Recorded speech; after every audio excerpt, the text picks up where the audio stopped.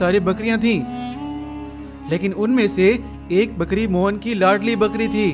मोहन उस बकरी से बहुत प्यार करता था। एक रात मोहन सो रहा था, उसकी लाडली बकरी सोने में अचानक तब्दील हो जाती है और वहां से भागने लग जाती है। सुबह होते ही मोहन जब अपनी बकरी को देखता है तो मोहन को उसे अपनी लाडली बकरी नहीं दिखती। वो बहुत परेशान हो जाता है। मोहन फिर अपनी बकरी को तलाश करने दूसरे जंगल में निकल जाता है, लेकिन उसे अपनी लाडली बकरी कहीं नहीं दिखती।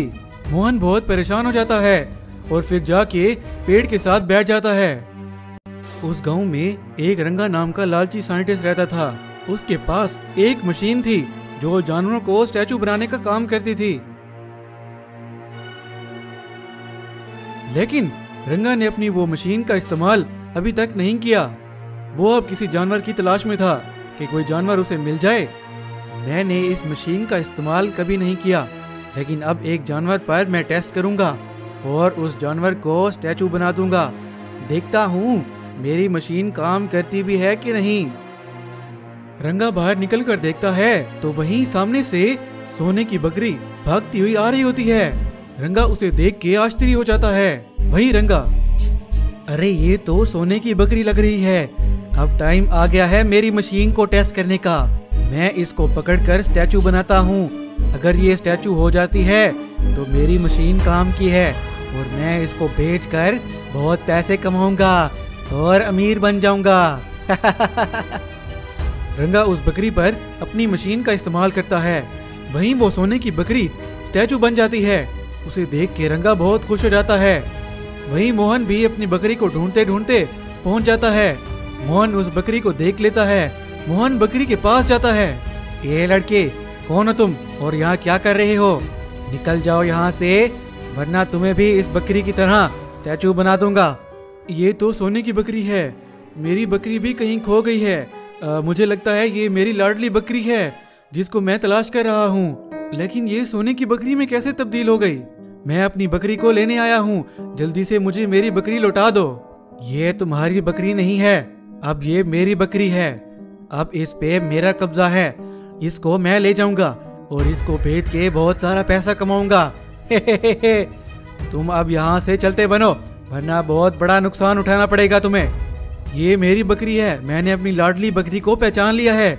इसको अब ठीक करके मुझे वापस कर दो, वरना अच्छा नहीं होगा। ये लड़के, चुपचाप यहाँ से निकलते बनो।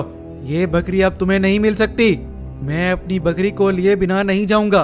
वहीं बकरी अपनी पावर का इस्तेमाल करती है और रंगा को गिरा देती है। रंगा वहीं गिर जाता है और बेहोश हो जाता है। अब मजा आया रंगा। मेरी बकरी को चोरी करने चला था और इससे पैसे कमाने चला था। अब मैं अपनी बकरी को ले जा रहा हूँ। वो बकरी फिर साधारण बकरी में बदल जाती है। मोहन अपनी बकरी को वहां से लेके चला जाता है और उसे एक सुरक्षित जगह पर छुपा देता है।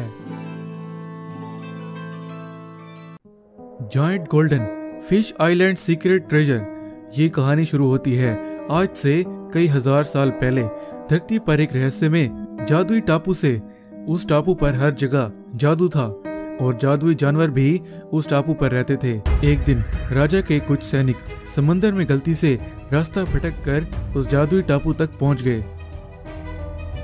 हम इतने दिनों से समंदर में भटक रहे हैं और अब तो हमारे जहाज पर सारा खाना खत्म हो गया है। चलो सामने इस टापू पर चलते हैं, क्या पता यहाँ इस टापू पर हमें खाने को कुछ मिल जाए।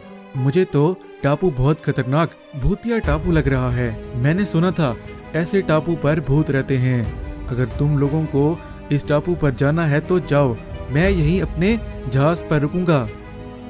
हाँ हाँ ठीक है, तुम्हें नहीं आना तो मत आओ, हम तो उस टापू पर जा रहे हैं। वो सैनिक उस टापू पर पहुंच जाते हैं। उस टापू पर इधर उधर देखने लगते हैं। वैसे वहीं एक सैनिक को टापू पर एक तालाब दिखाई देता है। उस तालाब के पानी का रंग एकदम सोने जैसा था और वहीं उस तालाब के पास एक सोने का फूल भी लगा हुआ था। ये देखकर वो सैनिक बहुत खुश हो गया। वो सामने उस तालाब को देखो, उसका पानी एकदम सोने के रंग का है और उसके पास में वो एक सोने का फूल भी लगा हुआ है।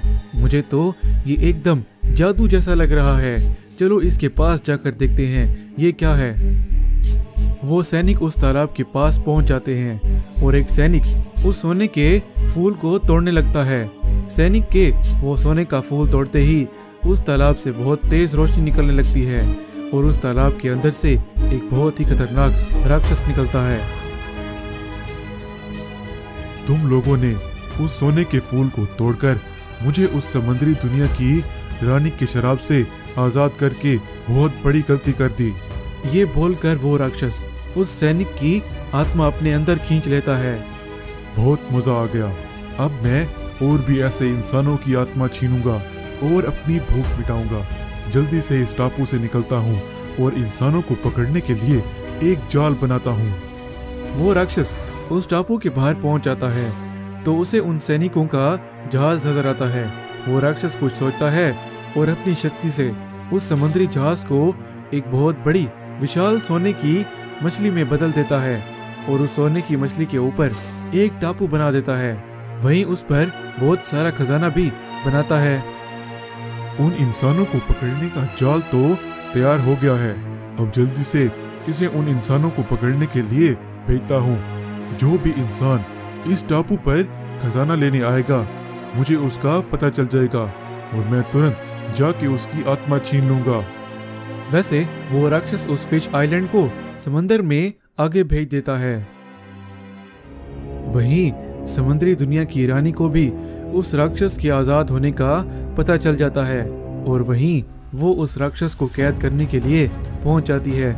मुझे पता था तुम एक न एक दिन मेरे शराब से आजाद हो जाओगे, इसलिए मैंने पहले से तुम्हें कैद करने की तैयारी की हुई है। ये बोलकर वो रानी बोतल का ढक्कन खोलती है और वो राक्षस खुद ब खुद उसके अंदर कैद हो जाता है। ऐसे बहुत समय गुजर गया। आज के दिन सुंदरपुर गांव में पिंटू नाम का एक अनाथ लड़का रहता था। उसने वहीं गांव में एक बहुत बड़े पेड़ के नीचे अपने रहने का ठिकाना बनाया हुआ था। वो वहीं रहा करता था। ऐसे एक दिन पिंटू समंदर के पास खड़े होकर कुछ सोच रहा था। पानी में बहकर आए पुराने सामान को बेचकर मैं ज्यादा पैसे नहीं कमा पा रहा। अब मुझे कोई नया काम शुरू करना पड़ेगा। पिंटू एक आइडिया सोचता है। वो अपने घर में बहुत सारी खाली प्लास्टिक की बोतल्स लेकर आता है और उनसे एक नाव बनाने लगता है। ऐसे कुछ ही दिनों में वो एक बहुत ही कमाल नाव बना लेता है। अब इस नाव में मैं समंदर में दूर दूर जाऊंगा और बहुत सी मछलियां पकड़ूंगा और उन्हें बेचकर बहुत पैसे कमाऊंगा। पिंटू अपनी उस नाव को समंदर में ले जाता है और मछलियां पकड़ने लगता है। उसकी नाव का बहुत हल्का होने के कारण वो समंदर की लहरों से समंदर में बहुत ज्यादा आगे निकल जाता है। अरे मैं तो अपने गांव से बहुत ज्यादा आगे निकल आया हूँ और अभी कुछ ही देर में रात हो जाएगी। मुझे तुरंत गांव की तरफ वापस जाना होगा। वो ऐसे सोच ही रहा था कि वहीं सामने उसे एक छोटा सा टापू दिखाई देता है। उस टापू पर बहुत सारा सोना भी था। पिंटू तुरंत अपनी नाव को उस टापू की तरफ ले जाता है। पिंटू उस टापू पर पहुंच के उस सारे सोने को देखकर बहुत खुश हो जाता है। अरे वाह, मेरी तो लाइफ बन गई। अब तो मैं बहुत धनवान हो गया हूँ। बस उस दिन से पिंटू बहुत धनवान हो गया। उसने सोने को बेचकर एक बहुत बड़ा, बहुत ही सुंदर घर बनवाया और बहुत सारे महंगी महंगी कारें भी खरीदी और मजे से अपनी जिंदगी जीने लगा।